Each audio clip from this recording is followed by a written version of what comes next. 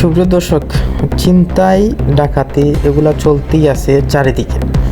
যাত্রাবাড়িতে ছিনতাইকারীর হাতে নিহত গ্রেফতার হয়েছেন 20 জন। বিস্তারিত ভিডিও।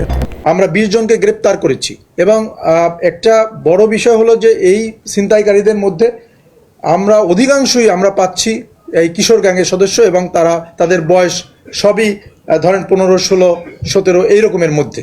এই রকমের আমরা একটা সংখ্যা পাচ্ছি এবং এটা হিউজ। তো আমরা এটার কাজ করছি, আমরা ব্যাপকভাবেই কাজ করছি। আমরা আশা করি যে এটা আমরা আরো কমিয়ে আনতে পারবো। জি জি কিন্তু ফ্লাইওভারের উপরে যত্রতত্র গাড়ি থেকে যাত্রী যে নামানো হয় এটা আমরা দেখি হওয়ারই কথা না। আসলে যে ফ্লাইওভারের উপরে কেন যাত্রী নামাবে এইটা হওয়ারই কথা না।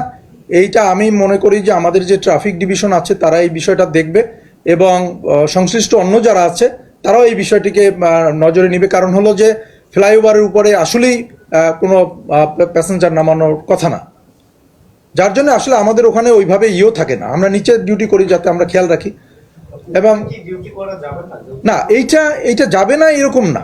আমরা আসলে তো ওখানে খুব দ্রুত গতিতে গাড়ি চলে, আপনারা জানেন, থামার কথা না।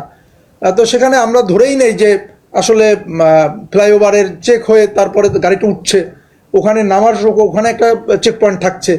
তো সেখানে আমরা স্বাভাবিকভাবে ধরে নেই যে এটা সেফলি ওখানে যাবে। ঠিক আছে ভাই, থ্যাংক ইউ আপনাদের সকলকে।